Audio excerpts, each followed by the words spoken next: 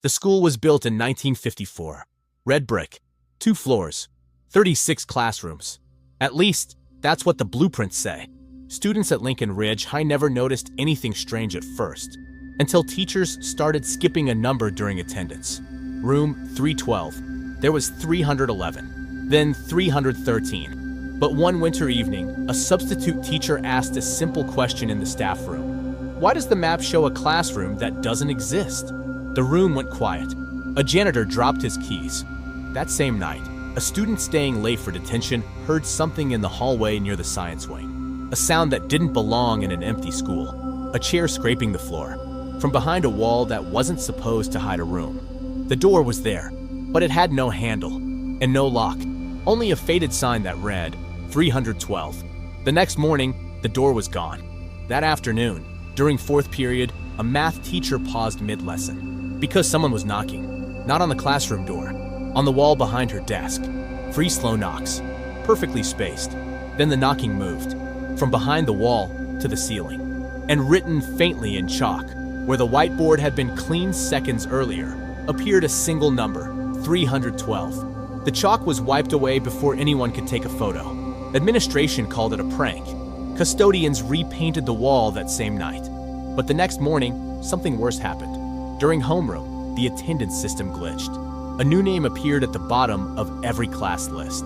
No student ID, no photo, just a name. Evan R.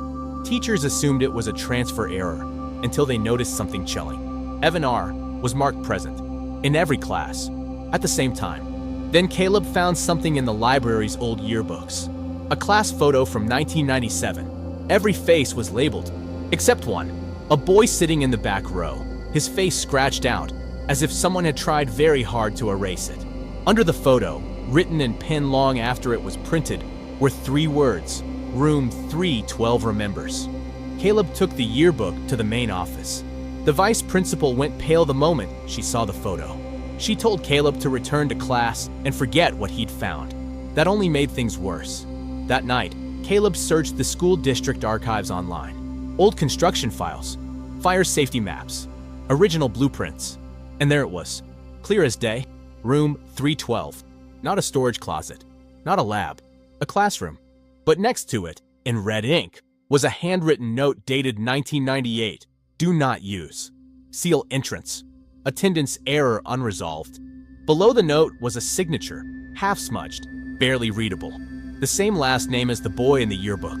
The next morning, teachers received an email from administration. Subject line, updated attendance policy. 1 sentence only. Do not acknowledge names you don't recognize. At exactly 12:12 p.m., the intercom crackled to life by itself, and a calm, childlike voice said, "Is anyone coming to room 312 today?" Caleb stayed behind, at the far end of the science wing, where the lockers stopped and the lights always flickered.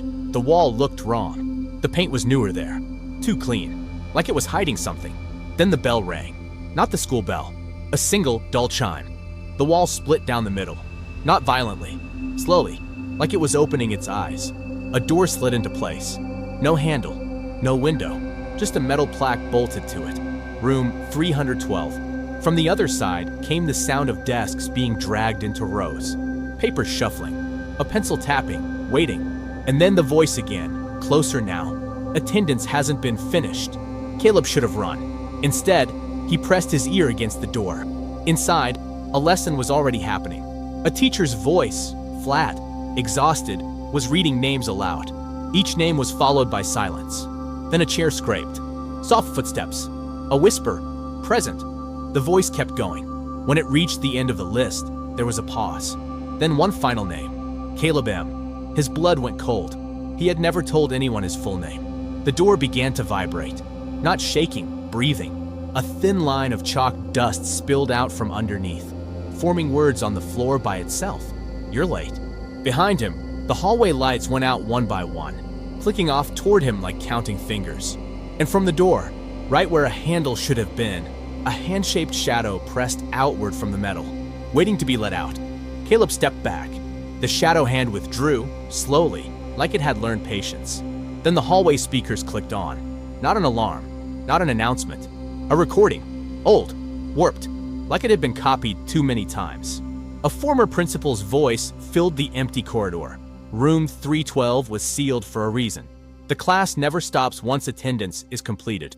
The lights flickered back on, and suddenly, Caleb wasn't alone. Students stood at the end of the hallway. Dozens of them. Some looked normal, some didn't. Their eyes were too focused, their faces unfinished, like they'd been forgotten halfway through. They all turned toward the door at the same time.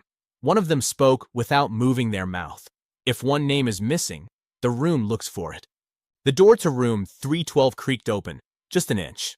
Inside, rows of desks stretched farther than the school should allow, and every desk was empty, except the first one, with Caleb's name carved deep into the wood. Caleb never walked into room 312. That's the official story. The security cameras glitched at 12:13 p.m. When they came back online, the hallway was empty. No door, no students, just a clean wall. Administration said Caleb transferred schools. His desk was cleared by the end of the day. His name removed from every system, except one. The next morning, attendance was taken as usual. A teacher paused. At the bottom of the list, a new name had appeared. Caleb M., marked present. Some students swear they still hear a class in session late at night. Pencils tapping, a voice calling names. And if you walk past the science wing after dark, you might notice a door-shaped outline in the wall. No handle, no lock, just a faded sign.